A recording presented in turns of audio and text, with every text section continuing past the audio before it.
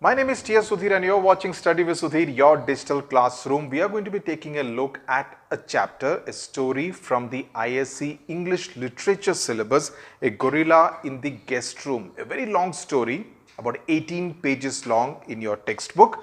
We'll be doing it in two parts. The first general reaction is that, oh, such a long story, so it would be very difficult, but actually it makes for very easy reading. It's not very tough on the mind. Now, what kind of a story is it? Now, one, it is a very witty account. Okay, it kind of has a lot of humor. It's also a story which is told in a very sensitive manner. Okay, it tells about the deep connect Gerald Dural, the author, feels for the two gorillas, okay, who are introduced in the story. The story is also about society in general, as the author brings out different aspects through many anecdotes. The story is also about how similar gorillas are to human beings in terms of behavior, in terms of seeking attention, and also exhibiting love and affection. Okay.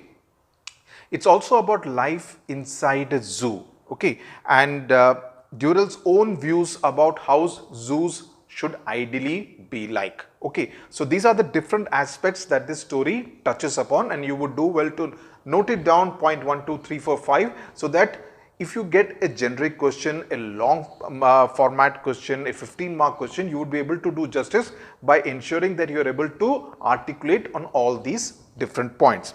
Now, before we get to the story, a few things about the lead character, the author of the story. Dural is basically a very sensitive conservationist. Okay, he's in charge of the zoo, and how do we know this particular aspect? And that aspect is actually told to us right in the beginning of the story, because he's convinced that zoos, and I quote, must cease to be a mere showpiece of animals and start to contribute something towards conservation of wildlife. So he doesn't mean that zoos are a place where animals are put inside cages for exhibition to the public, to the visitors, but he believed that zoos should also be a place which did something towards conservation of wildlife. That's an important statement, and you would do well to remember this particular line from the text so that you can even use it in your answers as a quote.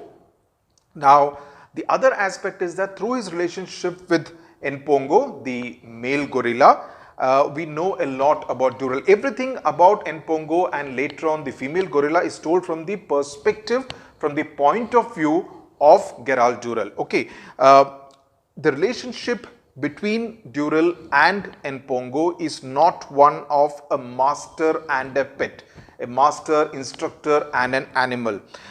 They seem to understand each other pretty well. In fact, they seem to get along very well right from the first meeting. And he's obviously always very concerned about N Pongo, his needs, his health, his well-being in general. And that shows the sensitive side of the author. And he also understands the temperament of the gorilla, what he needs and how he should be taken care of, even the female gorilla who is introduced in the second part of the story. Okay. Now, there is an India connection that Dural had. He was born in Jamshedpur in India in January 1925, but basically of British origin, zookeeper, conservationist author and a television presenter. Okay, and this particular story is one of the story in menagerie manner that consists of 8 stories about the setting up of the zoo in the island of Jersey, one of the Channel Islands, right? The box has a particular piece of information which you should also again know about. He talking about his unique insight into the animal kingdom and the engaging humor which I spoke about, that his stories are full of wit in this story in particular, and there is a lot of perception with which he writes about these animals, and whether it in a factual account of an expedition or a work of non-fiction, Dural's style is exuberant, that is a lot of enthusiasm in the way he writes, passionate and acutely observed. And acutely observed is something which you will notice. There's a lot of observation about the way, the manners, the mannerisms of the animals, the gorillas in this particular case, and that shows and says a lot about Dural, the zookeeper, the conservationist, also about Dural, the writer. Okay. Now, let's start with the story. Dear Mr. Dural, could you please have our rhesus monkey? He's growing so big and jumping on us from trees and doing damage and causing so much trouble. Already my mother has been in bed with the doctor 3 times. Now this is written in italics. This is a letter which has been received by Mr. Dural, and immediately it kind of puts the context that there is a certain sense of the way animals, especially monkeys, the monkey kingdom is actually perceived. A rhesus monkey is a species of the old world monkey. So right from the first line, the tone is set of how human beings react to monkeys, the primates. So Dural is letting us into the story that is going to follow by focusing on the most natural reaction of human beings to monkeys being troublemakers. It was towards the end of the second year that I decided that the zoo, not being well established, must cease to be a mere showpiece of animals and start to contribute something towards the conservation of wildlife. This is a sentence which I just mentioned, that he has this very clear idea about what the zoo should be like, the change that he wants to introduce in the zoo. I felt it would be essential gradually to weed out all the commoner animals in the collection and to replace them with rare and threatened species. So he doesn't want the animals which are very commonplace, which could be found in any zoo. He wants the USP of the zoo to be full of that it is a place where rare and endangered animals are kept, which you would normally not find in the animal kingdom usually, also definitely not in any other zoo. So that can be the USP, that if you go to the zoo, you will get to find animals which you would not find in any other zoo. That is species which were threatened with extinction, that is which are almost going, they were kind of going away from the face of the earth. The list of these was long and melancholy. Melancholy means feeling sad, and 3 fact volumes that he refers to means that there are so many species that are on the verge of going extinct, that they would no longer exist on the face of this earth. In fact, without reptiles, it filled 3 fact volumes. I was wondering which of this massive list of endangered species we could start with when the decision was taken out of my hands. That is, he no longer was the decision maker as to which animals he should get. An animal dealer telephoned and asked me if I wanted a baby gorilla. So the animal dealer kind of presented him with the possibility of acquiring a baby gorilla, in the sense that he did not take the decision even while he was actually grappling with the thought of which one he should actually pick and choose. The decision was taken by this phone call which came from an animal dealer. Gorillas have never been exceptionally numerous as a species, and with the state that Africa was in, politically speaking, at that moment it seemed to me that they might well become extinct within the next 20 years. Newly emergent governments, that is newly formed governments in different countries in Africa, are generally far too busy proving themselves to the world for the first few years to worry much about the fate of wildlife in their country. Now that's a comment he's making on the political leadership and governments in general, that wildlife is really not high on their priority list. They have too many other things to worry about. And history has proved time and time again how rapidly a species can be exterminated, even in numerous one. Even when the population is huge, you can gradually lead to its extinction by not bothering about it, not taking care about it. So right at the outset, on the first page itself, Gerald Dural is showing us to be as someone who is deeply concerned about the state of wildlife in the entire world. And this is a commentary on the politician who do not seem to have any concern for wildlife. And so the gorilla had been high on my list of priorities. I was not convinced, however, that the dealer in question was really expecting a gorilla. In my experience, the average animal dealer can with difficulty distinguish between a bird, a reptile and a mammal. So it shows that he doesn't have a very great opinion about animal dealers, that they cannot distinguish really between a mammal and they can distinguish only between a bird, a reptile and a mammal. But between 2 species of mammals or 2 species of birds, they are not very knowledgeable. But this is about the extent of his zoological knowledge. I felt that it was more than likely that the baby gorilla would turn out to be a baby chimpanzee, and I'll tell you why. However, I could not afford to turn the offer down in case it was really a baby gorilla. Now, what's the difference between a gorilla and a chimpanzee? You need to know. This is the information that I picked up from an animal's website. So, authoritative information. Chimpanzees are between 88 and 140 pounds in terms of weight, whereas gorillas are larger. They weigh between 200 to 400 pounds. So, it's more than likely that this baby gorilla would be at the lower end. But even then, heavier than a chimpanzee. Now, chimpanzees have large ears while gorillas have small ears and eyes, but they have larger heads. Okay, so gorilla and chimpanzee. Now, gorillas are not known to be good climbers, which means they cannot climb on trees. So, they essentially live on the ground, while chimpanzees are known to climb pretty well. Chimpanzees are omnivores, that is, they eat fruits, they eat plants, they also eat smaller animals. But gorillas are essentially herbivores, they do not eat meat. So, those are the three major differences between a gorilla and a chimpanzee. So, unless you are knowledgeable, you could get confused as to what it is. There are of course other species like an orangutan, right? But this is, since he specifically mentions a chimpanzee, we will focus on the difference between a chimpanzee and a gorilla. How much are you asking for it? You could get a question as to why was he thinking that the animal dealer could have thought it is a chimpanzee, because he continues to have that doubt even later on in the story. So, that is something which you should know about. How much are you asking for it? I inquired and took a firm grip on the telephone. A firm grip on the telephone indicates some kind of a resolve that he is keen to acquire the baby gorilla if it is indeed a gorilla. 1200 pounds, said the dealer. A brief vision of my bank manager's face, now this is the wit being introduced into the story, floated before my eyes. So, he can imagine what kind of a reaction his bank manager is likely to have at the thought of him being told that 1200 pounds he will have to dish out to acquire the baby gorilla.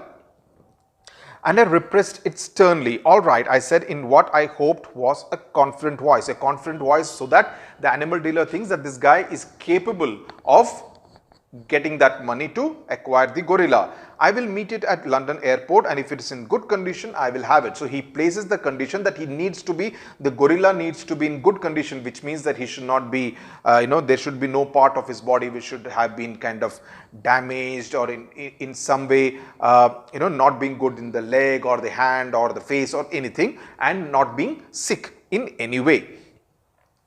I put down the telephone to find Jackie, that is his wife, regarding me with a basilisk eye. Basilisk is a sharp, penetrating look. What are you going to have? She inquired. A baby gorilla, I said nonchalantly, as though he didn't care. Oh, how lovely, said mother enthusiastically. They are such dear little things. Now, that's quite a cute description, because she's reacting almost as if they are going to get a child. Jackie was more practical. How much? Practical because he understands the challenge of acquiring a gorilla and looking after it. So, therefore, he thinks that his wife is more understanding, whereas his mother is much more of an indulgent kind of a person. As a matter of fact, it's very reasonable, I said. You know how rare gorillas are, and you know that our policy now is to concentrate on the rare things. I feel this is a wonderful opportunity. This line is important because it gives you a sense of the policy of the zoo to focus on rare things. And he calls it a wonderful opportunity to be able to acquire by this baby gorilla. How much? 1200 pounds. And I waited for the storm because he knows what the reaction of his wife is likely to be. 1200 pounds. 1200 pounds? You must be mad. You have got an overdraft the size of the national debt. Of course, this is an exaggeration, but this is an exaggeration deliberately introduced to kind of tell us that he was not obviously a very well-off kind of a person to be able to afford this extravagance of dishing out 1200 pounds. And that's what the wife is emphasizing on, that you have got a debt, you have got an overdraft the size of the national debt of the country, and you go and say you will pay 1200 pounds for a gorilla. You must be out of your mind. You could get a question as to how did his wife and mother react to the possibility of him acquiring a baby gorilla. Where do you think we are going to find 1200 pounds, for heaven's sake? And what do you think the bank manager is going to say when he hears? So, the wife also equally concerned about the reaction of the bank manager. You must be stark, staring mad. So, the national debt, as I said, is an exaggeration. It's also a sense of sarcasm. Stark staring mad means going completely crazy. Okay, I shall get the money from other sources, I said austerely. Don't you realize that this island is infested with rich people who do nothing all day long but revolve from one cocktail party to another like a set of Japanese waltzing mice. I hope I'm pronouncing it right. Waltzing. Now, this is a mouse of a genetic variant or a breed believed to have originated in Japan, which is why the reference to Japan, and characterized by an inability to progress in a straight line and a tendency to whirl about in small circles. So, they can't move in a straight line the way mice generally do. So he says that they just go from one cocktail party to another, they just move around in different circles, 1 to 2, C to D to E kind of thing. So he's kind of mocking the high and mighty, the rich and the powerful in the society. And he says it's about time they make some contribution towards animal conservation. I shall ask them to contribute the money. That's even more of a stupid idea, she says, saying that you will get a gorilla in the first place. So the wife completely dismissive and not disapproving of what his idea is. Ignoring my wife's pessimistic and antisocial outlook. Please mark these lines, how he describes his wife as. And as I said, if you get a question pertaining to how his wife and mother reacted, please use this phrase, pessimistic and antisocial outlook. I picked up the telephone and asked for a number. Hello, Hope, Gary here. So he's calling someone called Hope, and it seems, I don't know whether it was indeed true, but if it's not true, it seems to be deliberate to name the person as Hope, because he's also calling him with a lot of hope that he would be able to give him some kind of a breakthrough, some kind of an idea.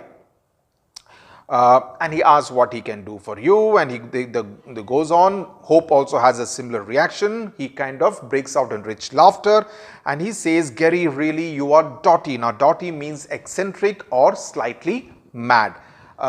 His wife also had the same reaction. She called him stark staring mad. He calls him Dotty. Please mark these two words. I don't know what's wrong with the idea, I protested. So he's not very amused at the reaction from Hope, and he says they should contribute, the rich and mighty of the society, they should be contributing. And he says, Hope says, I realized it and you realize it, but I'm afraid the average person either does not and couldn't care less. So he's much more of a pragmatic, a realistic person about what is likely to be the reaction on part of the rich and mighty. Now, we will know that it wasn't true because people did contribute. Okay.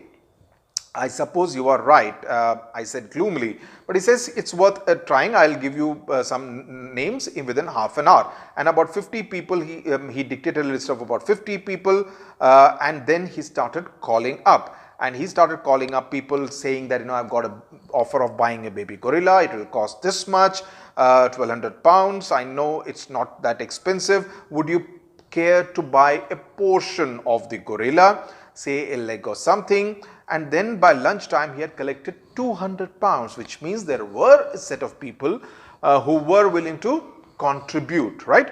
That means another 1,000 to go. And then he had another person called Major Domo on the list who he had to call. And he says, how much have you collected so far? And he tells him that I've collected 200 pounds. So he says, you better come along this afternoon and I will find you the balance. So in one go, he gets the remaining 1,000 pounds. So he's pretty lucky that in that sense. So he says 100 would have been beyond the dreams of avarice. Avarice essentially means greed, a lot of greed. And here was Major Domo handing me a baby gorilla on a platter that he was kind of, he had made it easy for him to acquire the baby gorilla straight away without having to make more phone calls, because 200 he had got from a collection of people, from an assortment of people, but 1,000 he had got it from one person straight.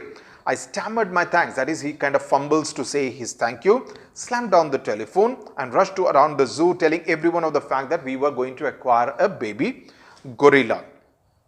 The great day came and I flew over to London airport to collect the ape.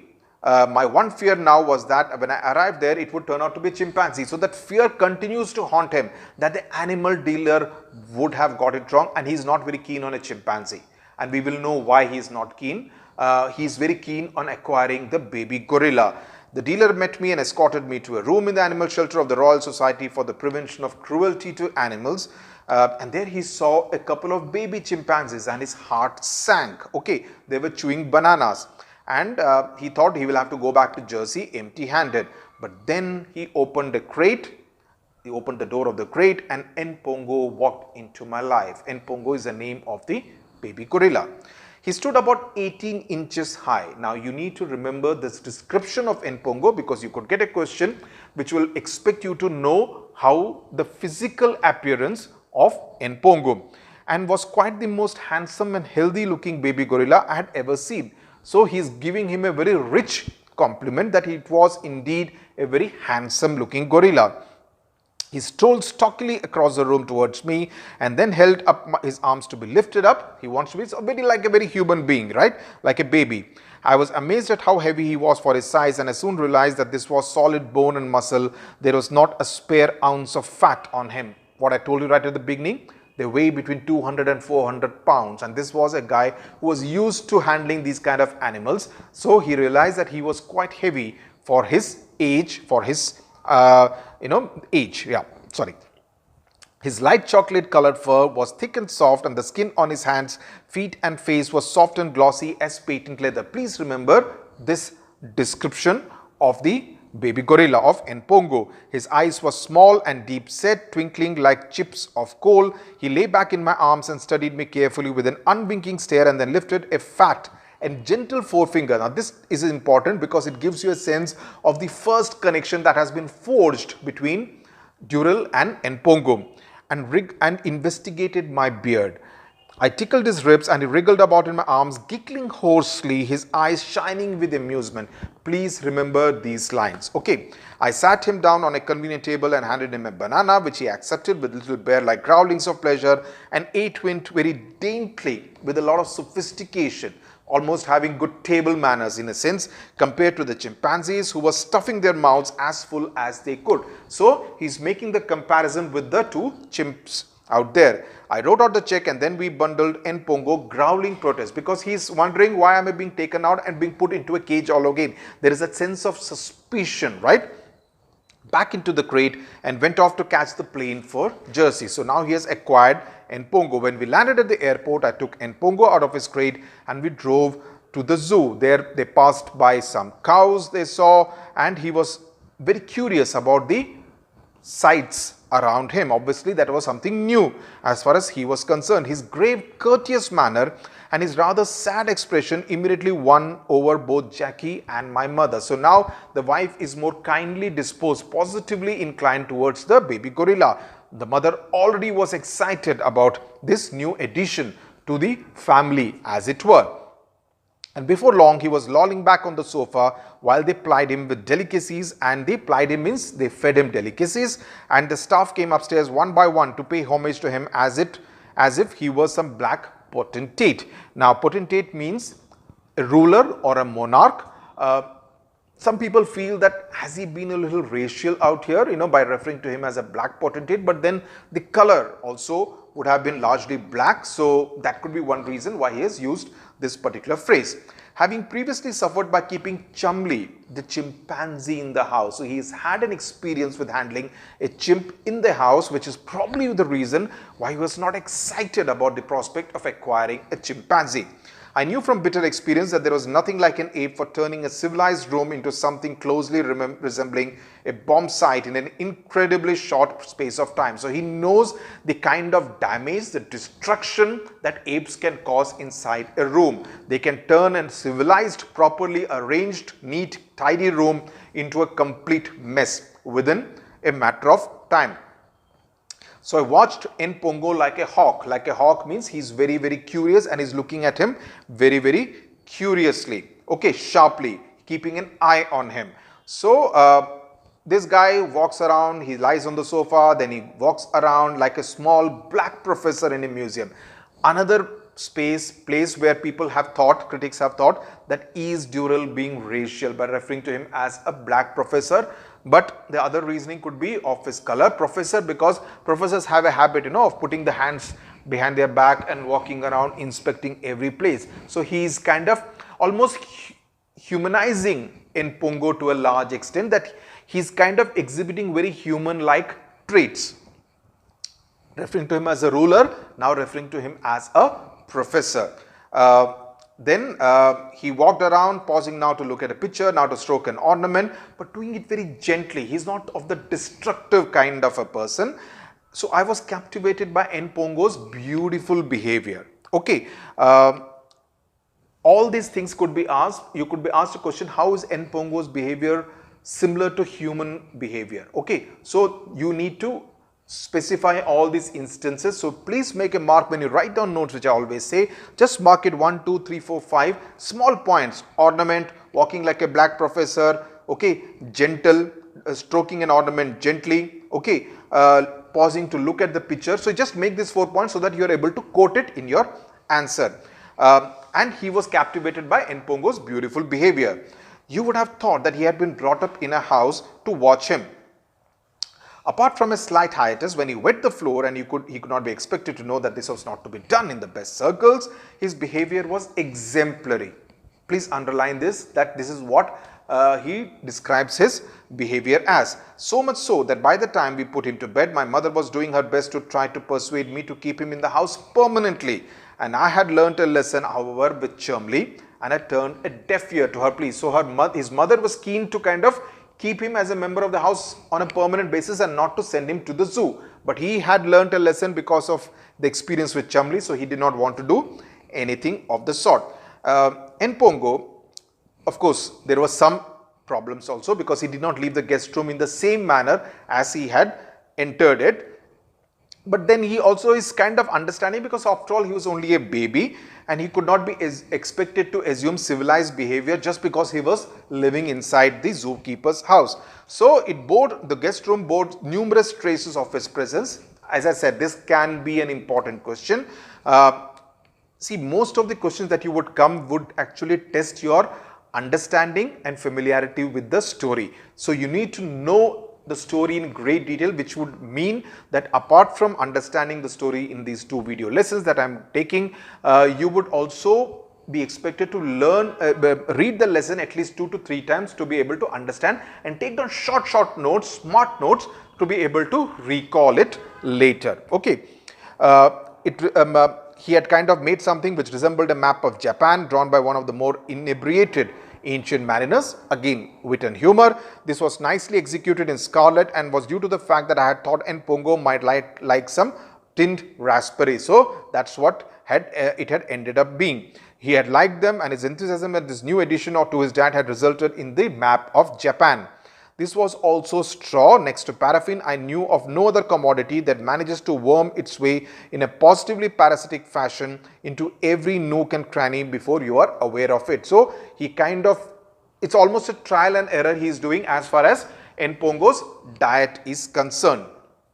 For months after N Pongo's sojourn in our guest room, sojourn as in his journey in our guest room, we were apologizing to guests for the floor, which in spite of the hoovering looked like a 16th century ale house. So he had left the floor in a bad condition and also broken the handle of the door. And he says it's understandable, because knowing that the handle by some magical means open and close the door, the handle, but not knowing how to manipulate it, he had kind of merely pulled it downwards with all its strength, and it had obviously broken, and he was unable to kind of bend the handle back into the position again. I reflected that N Pongo was only about 2 years old and that his strength would increase in proportion to his size. So now we are being told about his age, that he was about 2 years old, and as he ages, his strength and size would increase in a proportionate manner.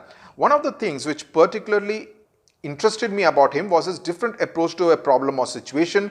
For example, if a baby chimpanzee is used to being brought out of its cage on being reincarcerated, it will carry on like one of the most loquacious heroines in a Greek tragedy, tearing its hair, rolling with rage on the floor, screaming at the top of its voice, and drumming its heels on every available bit of woodwork. Again, this is an important piece of information if you get a question on the difference between a chimpanzee and a gorilla. So when a chimpanzee is put back into the cage, it would make a big scene.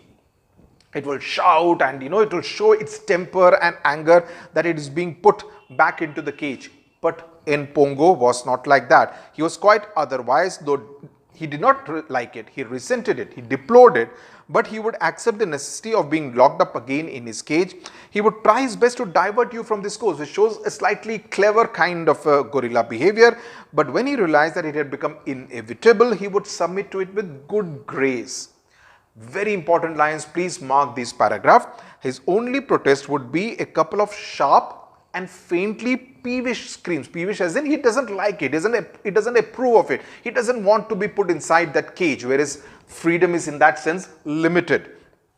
As he saw you disappear, whereas the average chimpanzee of his age and with his background would have gone on having his tricks for a considerable length of time. So the difference between the chimp and the gorilla, owing to his attractive appearance and disposition, his good manners and his very well-developed sense of humor, N Pongo was in a very short space of time the darling of the zoo. Every fine afternoon he was brought out on the lawn in front of the new yew hedge, and there he would show off to his admirers, the visitors to the zoo, either lolling in the grass with a bored expression on his face or with a wicked gleam in his eye, working out how he could pose for his photograph to be taken by some earnest visitor and then rush forward at that crucial time. He would be he's very mischievous. So he would pull the leg and then the photograph would be taken of the sky. Okay. A task that would give him immense amusement and generally resulted in the visitor sustaining a slip disc and having an excellent picture of a completely empty section of the lawn. So that shows that he had a mischievous side to him, and that's what he would do at the zoo. So I hope we'll pause here as far as video number 1 is concerned. We'll go to video number 2 now, in which the other female gorilla will be introduced and what happens thereafter. But I hope you have understood till now as to what really happens in this particular story, a gorilla in the guest room. I'll see you in video 2 of the gorilla in the guest room. Thank you very much for watching.